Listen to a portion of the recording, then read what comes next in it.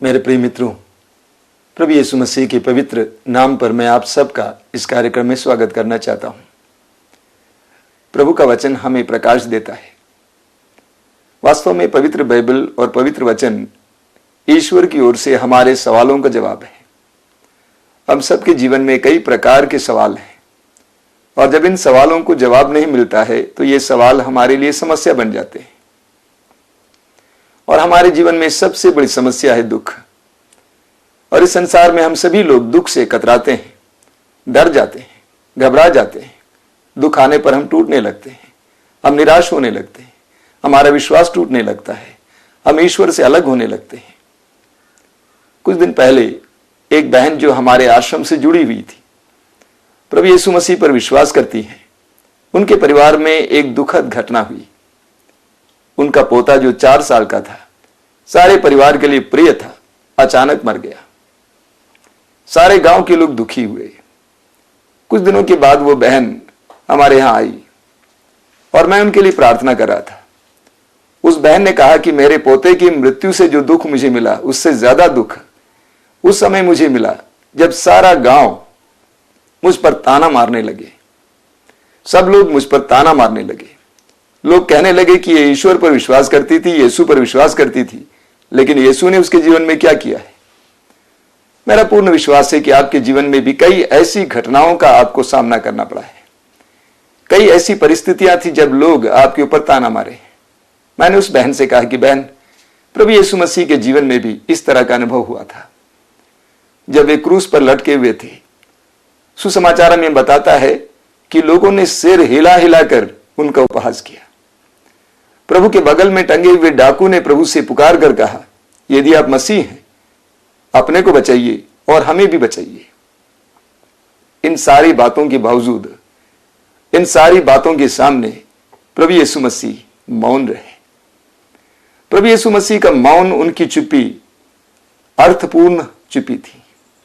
उस मौन में दृढ़ता थी, विश्वास की दृढ़ता, ईश्वर पर भरोसा की दृढ़ता। प्रभु यीशु मसीह हमारे लिए हमारे दुखमय परिस्थितियों में सबसे महान आदर्श है, सबसे महान उदाहरण है। तो मैंने उस बहन से कहा कि बहन, अब मौन रहने का समय है, चुप रहने का समय है। चुप रहिए, इंतजार कीजिए, ईश्वर के अनुग्रह के समय का इंतजार कीजिए। लोग आपसे बहुत कुछ कहेंगे, कान से सुनिए, लेकिन सारी बातों को प्रभु के हाथ में समर्पित कीजिए। हमें बाइबल में योब नामक एक महान संत के बारे में, एक महान भक्त के बारे में पढ़ने को मिलता है। योब धनी थे, उनके पास सब कुछ था, नौकर चाकर, जानवर, संपत्ति। और ईश्वर के इजाजत से शैतान ने योब की परीक्षा ली और शैतान ने एक एक चीज योब से नष्ट करवा दिया। शैतान ने योब के जानवरों को नष्ट किया, शैतान ने योब के नौकरों को नष्ट किया। एक एक दुर्घटना के बाद नौकर दौड़ के आते थे और योब से कहते थे, योब अडिग रहा, अटल रहा, मौन रहा, चुप रहा। अंत में योब के संतान, उनके पुत्र पुत्रियां भी दब कर मर गए, वे मार डाले गए। जब नौकरों ने आकर योब से कहा कि आपके पुत्र पुत्रियां भी दब कर मर गए, तो योब ने अपनी आंखें प्रभु की ओर उठाई। योब ने नम्र होकर कहा, मैं नंगा ही अपने मां के गर्भ से इस पृथ्वी पर आया और नंगा ही इस पृथ्वी के गर्भ में जाऊंगा। मेरे प्रिय मित्रों, योब की प्रतिक्रिया हम विश्वासियों के लिए एक सुंदर आदर्श और उदाहरण है। योब ने कहा कि मैं नंगा ही मां के गर्भ से इस धरती पर आया और नंगा ही इस पृथ्वी के गर्भ में जाऊंगा।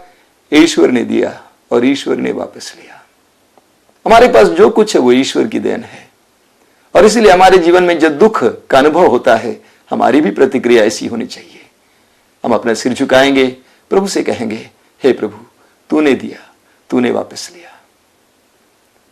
हर दुख, हर विपत्ति हमें नम्र बना देती है। मैं अपने जीवन की ओर मुड़कर देखता हूं, अतीत की ओर मुड़कर देखता हूं। मेरा यह अनुभव है कि जब जब मेरे जीवन में दुख आए, वे सारे क्षण ऐसे थे जब प्रभु ने मुझे नम्र बनने का अवसर दिया। मैं छोटा बना, अपनी वास्तविकता का एहसास महसूस किया कि मैं मिट्टी हूं, मैं श्वास मात्र हूं, मैं तुच्छ हूं, प्रभु ने दिया, प्रभु ने वापस लिया। इसलिए दुख एक अविश्वासी को तोड़ता है, लेकिन विश्वासी को तोड़ता नहीं। दुख एक अविश्वासी को तोड़ता है, लेकिन विश्वासी को तोड़ता नहीं है। हम प्रभु यीशु मसीह का उदाहरण ले। संत पेतरुस अपने पहले पत्र के अध्याय 2 उसके वाक्य 21 से कहते हैं, प्रभु यीशु मसीह दुख भोगने में हमारे उदाहरण है और हमें उनका अनुसरण करना चाहिए। आगे संत पेतरुस कहते हैं कि प्रभु यीशु मसीह छल कपट की बातें नहीं की, उनका कोई दोष नहीं था, उन्होंने कोई पाप नहीं किया था, और जिन्होंने उनको गाली दी प्रभु ने जवाब में गाली नहीं दी। जब वे सताए गए प्रभु ने कभी धमकी नहीं दी। हर बात में प्रभु ने अपने जीवन में घटित होने वाले उस दुख को और उस परिस्थिति को उस प्रभु ईश्वर पर छोड़ दिया जो वास्तव में न्याय करता है, विचार करता है। कितनी बड़ी बात है। प्रभु यीशु को दुख तोड़ नहीं पाया, क्योंकि प्रभु यीशु ने उसे ईश्वर के हाथ में समर्पित किया। हमें पेतरुस के पहले पत्र के अध्याय 2 उसके वाक्य 19 और 20 में बहुत सुंदर वचन पढ़ने को मिलता है। उसके वाक्य 19 में हम पढ़ते हैं, यदि कोई व्यक्ति धैर्य से दुख भोगता और अन्याय सहता है, क्योंकि वो समझता है कि ईश्वर यही चाहता है, तो वह पुण्य का काम करता है। हमारे जीवन में बहुत सारे दुख आ जाते हैं, विपत्तियां आ जाती हैं, तो अब क्या करते हैं? हम कोसने लगते हैं, दूसरों को कोसने लगते हैं। फलाने व्यक्ति ने करवाया है, रिश्तेदारों ने करवाया है, पटीदारों ने करवाया है, इसके लिए जिम्मेदार वो है, यह है। प्रभु यीशु ने अपने जीवन में होने वाली घटनाओं को ईश्वर की इच्छा समझकर ग्रहण किए। आगे का वचन और भी महत्वपूर्ण है। उसके अध्याय 2 वाक्य 20 में पेतरुस लिखते हैं, यदि अच्छी तरह काम करने के बाद भी आपको दुख भोगना पड़ता है और आप उसे धैर्य से सहते हैं, तो यह ईश्वर की दृष्टि में पुण्य कर्म है। अक्सर हम सोचते हैं कि हमारे जीवन में जो दुख होते हैं इसलिए है कि हमने पाप किया है। अक्सर लोग कहते हैं कि इसने पाप किया है, इसे मरना चाहिए। लोग सवाल करते हैं कि अच्छे लोगों के जीवन में दुख क्यों आता है, निर्दोषों को क्यों दुख झेलना पड़ता है। प्रभु यीशु के दुख भोग और मृत्यु के द्वारा ईश्वर ने हमारे सामने एक बहुत बड़ा रहस्य खोला है, और वो ये रहस्य यह है कि हर दुख का कारण दोष नहीं है। कभी कभी हमारे जीवन में हमारे विश्वास की परीक्षा के लिए और हमारे विश्वास की चमक के लिए दुख दिया जाता है। संत पेतरुस कहते हैं, अच्छी तरह काम करने के बाद भी यदि आपको दुख झेलना पड़ता है और उसे आप धैर्य से सहते हैं, तो यह पुण्य कर्म है। एक विश्वासी के जीवन में यह फर्क है। एक विश्वासी के और अविश्वासी के जीवन में फर्क है। एक अविश्वासी के लिए दुख बेकार की चीज है, लेकिन एक विश्वासी के लिए दुख पूंजी है। मेरे प्रिय भाइयों, पूंजी है। वो उसे धैर्य से सहता है और उस धैर्य के द्वारा वो उसे पूंजी बना देता है। जो दुख के अर्थ को समझता है वो दुख को बड़े धैर्य से सहता है, और जब वो धैर्य से सहता है उसका दुख उसके लिए और दूसरों के लिए पूंजी बनती है, कृपा और अनुग्रह का माध्यम बन जाता है। कितनी बड़ी बात है। ये फर्क है विश्वासी अविश्वासी में। देखिए, इस संसार में हर मनुष्य को दुख झेलना पड़ता है, लेकिन किस दृष्टिकोण से और किस मनोभाव के साथ दुख झेलते हैं, इसके ऊपर यह निर्भर है कि उस दुख का क्या प्रतिफल है, क्या नतीजा है। इसलिए याकूब अपने पत्र के अध्याय 1 वाक्य 2 में कहते हैं, यदि आप लोगों को बहुत सारी विपत्तियों का और दुखों का सामना करना पड़ता है, तो अपने को धन्य समझिए। बहुत सुंदर बात है। कितने सुंदर शब्द का इस्तेमाल हो रहा है, अपने को धन्य समझिए। यानी एक विश्वासी के लिए दुख नाचीज नहीं है, दुर्भाग्यपूर्ण बात नहीं है, बल्कि एक विश्वासी के लिए दुख एक अनमोल चीज है, एक अनमोल चीज है, एक पूंजी है। यह फर्क है विश्वासी और अविश्वासी में। रोमियों की पत्र के अध्याय 5 उसके वाक्य 3 से संत पौलुस लिखते हैं कि हम दुख तकलीफ पर भी गौरव करें, क्योंकि दुख तकलीफ से धैर्य, धैर्य से दृढ़ता और दृढ़ता से आशा उत्पन्न होती है। जब हम धैर्य के साथ दुख तकलीफों को ग्रहण करते हैं, तो वो हमारे लिए आशा का मार्ग खोल देता है। मैंने देखा कि इस दुनिया में बहुत सारे लोग दुखों से बचने का उपाय ढूंढते हैं, यहां वहां भटकते रहते हैं। सवाल यह खड़ा होता है, हम कब तक भटकते रहेंगे। हम कहां कहां भागेंगे। प्रभु यीशु ने हमें दुख से भागने को नहीं सिखाया है, बल्कि प्रभु ने हमें दुख को ग्रहण करने को सिखाया है। प्रभु यीशु ने जिस प्रकार दुख को गले से लगाया, क्रूस को गले से लगाया, हर विश्वासी को यह उदाहरण दिखाता है कि हम भी दुख को गले से लगाएं। और जब हम दुख को गले से लगाएंगे तो हमें धैर्य मिलेगा। जो दुख से भागता है वो डरा हुआ रहता है, उसके अंदर भय छाया हुआ रहता है, वो अंधविश्वास का शिकार बन जाता है और वो अंधविश्वासी बन जाता है। मैंने देखा है कई विश्वासी लोग भी इस प्रकार के अंधविश्वास की चीजों में फंस जाते हैं क्योंकि वे दुखों से डरते हैं। लेकिन जो दुख को ग्रहण करता है उसके अंदर धैर्य उत्पन्न होता है। यह फर्क है एक विश्वासी और अविश्वासी में। एक विश्वासी के लिए दुख एक महत्वपूर्ण पूंजी है जिसके द्वारा वो प्रतिफल कमाता है। एक विश्वासी दुख से भागता नहीं है, उससे बचने के लिए उपाय नहीं ढूंढता है, बल्कि दुख का सामना करता है। इसलिए संत पौलुस फिलिपियों के पत्र के अध्याय 1 उसके वाक्य 29 में लिखते हैं कि आप लोगों को न केवल यीशु मसीह में विश्वास करने का, बल्कि उनके नाम पर दुख सहने का भी वरदान मिला है। कितना सशक्त वचन है। संत पौलुस कहते हैं आप लोगों को न केवल यीशु मसीह पर विश्वास करने का, बल्कि उनके नाम पर दुख सहने का भी वरदान मिला है।